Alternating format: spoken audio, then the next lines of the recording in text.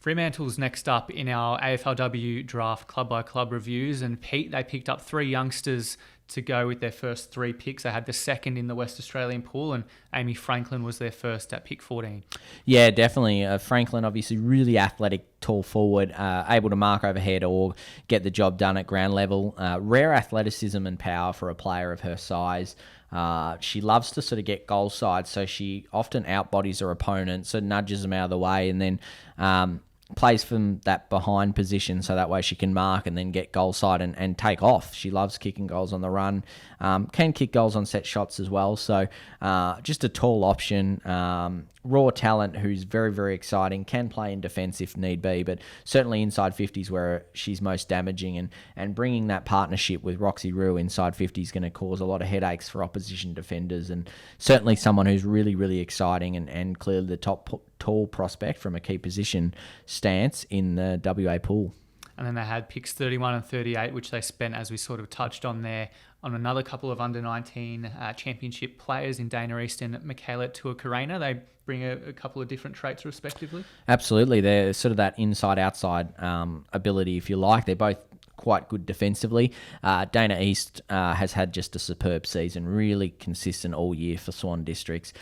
Came in from the sort of local leagues, if you like, and played for the Swannies through that inside midfield, and just had a high work rate and such clean hands on the inside, able to burrow it out of contested situations and just go forward and hit the scoreboard as well. And then Tua Karena's got that elite speed and agility, takes the game on, sometimes can get herself into a bit of trouble, but she can play on the wing, play forward. She'll probably play forward to start with as she's sort of developing sort of some fundamentals in her game, but certainly very, very exciting type and someone who will really excite fans, which is what Fremantle really, with the players they picked, have going with. So very exciting sort of selections there, and ones that have been really big improvers this year. Tua Karena coming from rugby as well. So, and she had a tennis background too, I believe. So they've got a bit of a mix there from their young group, but certainly very exciting for the future. Absolutely, an inside and outside and a key position player, very good mix indeed. And they went down the mature age route for their last 3 selections with picks 44, 52 and 57.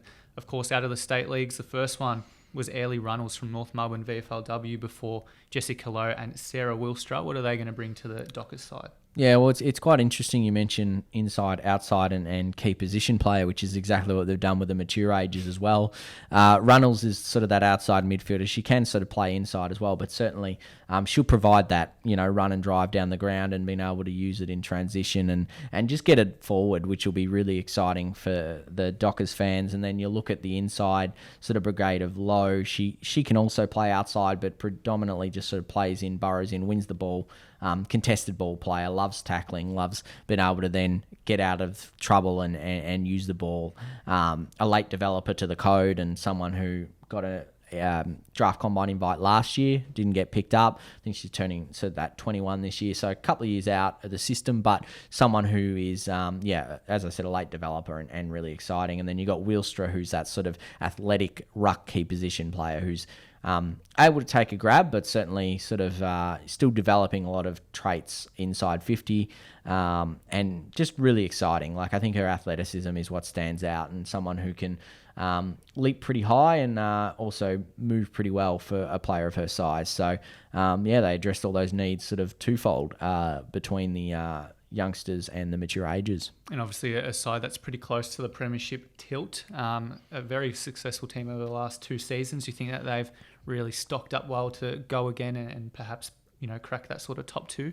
Oh, absolutely. Fremantle have the list that they can go. They've lost a few over the off season. Obviously, Sabrina Duffy headlining that step inside for the year, but certainly they've brought in some players that can have an immediate impact. So I imagine Fremantle will be another tough team to beat throughout the year, and what should be a really even competition.